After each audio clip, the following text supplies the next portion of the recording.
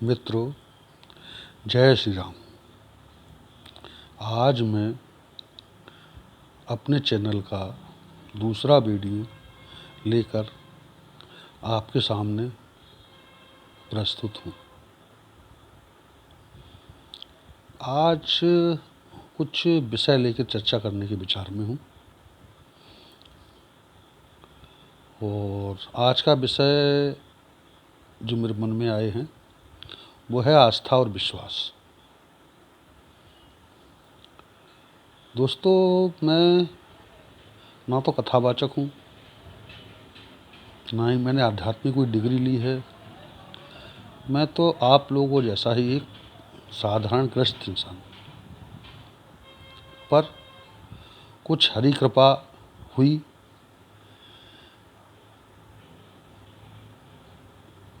और कुछ विचार मन में आए, वो विचार आप लोगों को समक्ष रखने की इच्छा जारी हुई, तो ये शुरुआत मैंने की है। जहाँ तक हरी कृपा की बात करेंगे आप, मेरे ऊपर सबसे बड़ी हरी कृपा रही वो रही कि मैं अपने पूज्य पिताजी के यहाँ पैदा हुआ। वो गृहस्थ जीवन में रहते हुए एक संत थे। मित्रों, आप लोगों का अगर प्यार मिला तो आगे उनके जीवन की घटनाओं पर भी चर्चा करूँगा। अभी तो बस थोड़ी सी ये एक बात बताऊं उनके बारे में।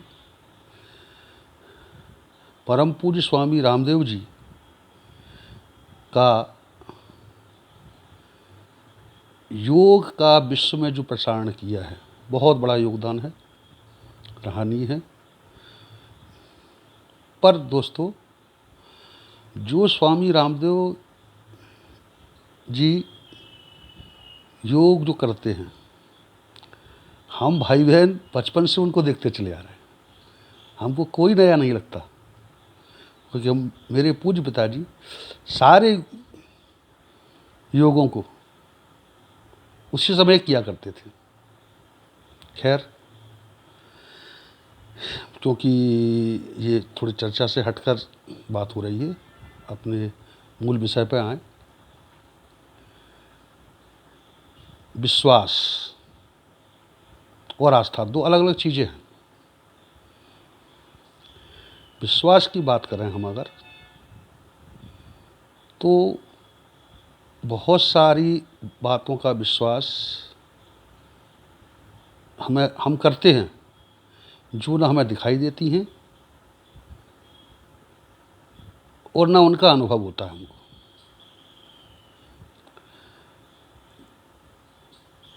परमात्मा पर विश्वास भी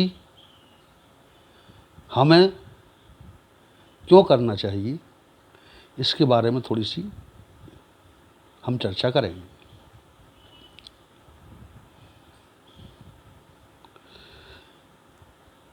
दोस्तों, हमको हवा दिखाई नहीं देती, मगर हम विश्वास करते हैं हवा है। हाँ, इस पर कुछ लोग तर्क करते हैं,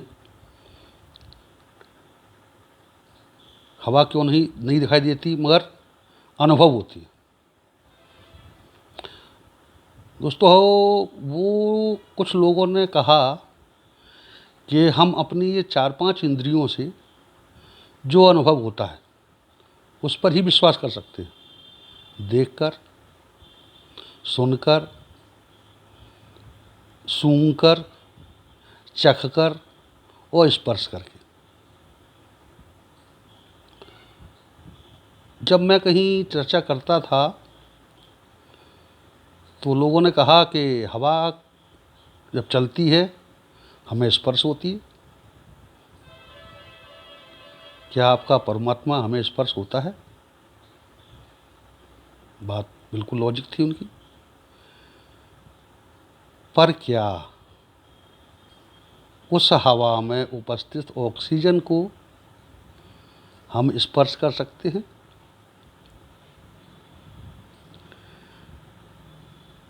ऑक्सीजन प्राणवायु है, हम उसी से जिंदा हैं। हम कार्बन डाइऑक्साइड छोड़ते हैं, क्या हवा में कार्बन डाइऑक्साइड दिखाई देती है? नहीं, ना हमको ऑक्सीजन दिखाई देती है, ना कार्बन डाइऑक्साइड दिखाई देती है। मगर हम विश्वास करते हैं किस आधार पर? कि हमारे वैज्ञानिकों ने शोध किया है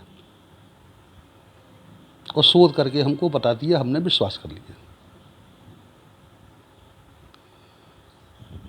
पर भाई, अगर आपके वैज्ञानिकों ने शोध करके बताया, आपने मान लिया, पर हमारे मनीषियों ने, हमारे संतों ने, हमारे योगियों ने इसी तरह भगवान पर बहुत बड़े रिसर्च किए हैं। तपस्या करके, साधना करके उन्हें भगवान का अनुभव हुआ है। वही सारी बातें उन्हें शास्त्रों में लिखी। तो हम जब आधुनिक युग के वैज्ञानिकों की बात पर विश्वास कर सकते हैं, तो क्या मनुष्यों की बात विश्वास नहीं करना चाहिए? ऐसा नहीं है कि आप अगर उस ओर चलेंगे तो आपको अनुभव नहीं होगा, होगा। मगर उनके जिस तरह ऑक्सीजन के टेस्ट होते हैं, वैज्ञानिक कहते हैं आप टेस्ट करते हो, आपको महसूस होता है ऑक्सीजन है, ये आप टेस्ट करते हो, ये कार्बन डाइऑक्साइड है इसमें। तो मनीषियों और संतों द्वारा बताई गई बातों पर आप चलोगे तो निश्चित तौर पर आपको प्रभु का एहसास होगा। और थोड़ी सी इस पर बात करें, विश्वास की बात करें। प्रकाश हमको दिखाई देता है क्या? प्रकाश नहीं दिखाई देता। प्रकाश की उपस्थिति में अन्य चीज़ें दिखाई देती हैं हमको। पर नहीं, कुछ लोग तर्क करते हैं कि नहीं, प्रकाश दिखाई देता है। चलिए, प्रकाश मान लिया दिखाई देता है आपको, धूप दिखाई देती है आपको। पर हम जब धूप में बैठते हैं, हमको विटामिन डी मिलती है, तो क्या विटामिन डी दिखाई देती है? नहीं दिखाई देती। मगर हम विश्वास करते हैं, बैठते हैं धूप में विटामिन डी लेने के लिए, क्योंकि वैज्ञानिकों ने कहा है।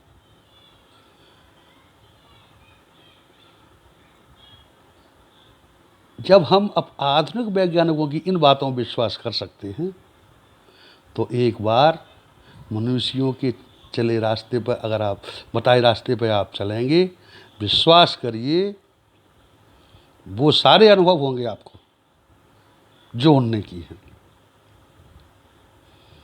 अब आ जाए आस्था। आस्था क्या है? विश्वास में तर्क और वितर्क हैं। आस्था इन सब चीज़ों से परे है। आस्था में कभी कोई तर्क नहीं होता। चलिए, आपके बीच एक घटना आपके बीच में हो रही, जो आप महसूस कर रहे, उसी के बारे में उदाहरण देके बताऊं आपको। हम कभी जब बीमार होते हैं, हम डॉक्टर के पास जाते हैं। डॉक्टर पर्चियों पे कुछ दवाइयाँ लिखता है। हम उस डॉक्टर के सामने कभी ये तर्क नहीं करते कि ये दवाई क्यों, तो हमको डॉक्टर पर आस्था होती है कि जो लिख रहा है वो सही है।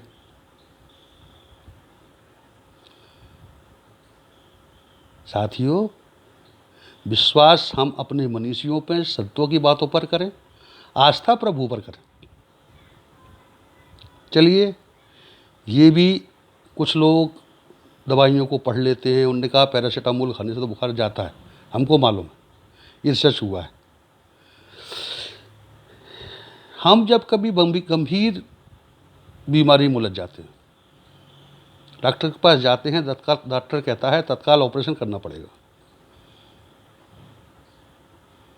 हम कोई तर्क नहीं करते उससे, अपने आप को उसके हवाले कर देते हैं।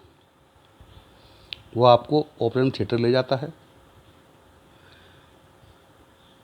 ऑपरेशन टेबल पर लिटाता है, अपने कुछ इंस्ट्रूमेंटों से आपको काट पीट के ऑपरेट कर देता है और आप ठीक होके आ जाते। कभी आपने उनसे ये कहा है कि नहीं डॉक्टर साहब मैं ओटी में नहीं जाऊंगा, आप तो घर पे आ जाओ? कभी आपने ये कहा है कि नहीं ये औजार नहीं साहब, हमारे घर का चाकू अच्छा है, उससे ऑपरेशन करो आप? या आप ऑपरेशन कहाँ से कर रहे हो, जब दिखाओ, ये नहीं इसको करो? नहीं करते तर्क हम, क्योंकि हम आस्था रखते हैं डॉक्टर के साथ, पूरी आस्था रखते हैं। दोस्तों, अगर हम ऐसी आस्था अपने परमात्मा में रखेंगे, विश्वास मानिए, जिस तरह आप डॉक्टर पर आस्था रख के स्वस्थ होकर घर आ जाते हैं, अगर प्रभु पर आस्था रख दी, आपकी सारी परेशानियां, सारी चिंताएं और बहुत सारी समस्याएं खत्म हो जाएंगी। अब इस पर एक तर्क और आता है, किसका कहूँ, मेरे स्वयं के बालक से जब चर्चा की तो उसने मुझे एक बड़ा कुतर्क किया, या एक बड़ा अजीब क्वेश्चन मेरे सामने रख दिया। बोले पापा जी मैं आज से पढ़ना बंद कर देता हूँ, भगवान पर आस्था शुरू करता हूँ, मुझे अच्छे नंबर आ जाने चाहिए। नहीं दोस्तों, सिर्फ आपको कर्म सारे करना पड़ेंगे। कर्म करते हुए आस्था और विश्वास के साथ चलेंगे तो आपकी सारी परेशानियां हल होती चली जाएंगी। आपके भाग्य में जो लिखा है उसको नहीं बदल सकता कोई। इस पर आपका प्यार मिला तो आगे चर्चा करूंगा भाग्य और इस पर डिटेल में। कर्म तो आपको करना पड़ेगा, आपके भाग्य में जो लिखा है वो बदल नहीं सकता। परेशानियां आएंगी, मगर आस्था और विश्वास के साथ प्रभु के साथ जुड़े रहेंगे तो वो परेशानियां कब निकल गई आपको पता ही नहीं चलेंगी। दोस्तों, आज के लिए इतना ही। धन्यवाद। समर्थन चाहूँगा, जल्दी ही अगला वीडियो लेकर उपस्थित होऊंगा। जय श्री राम।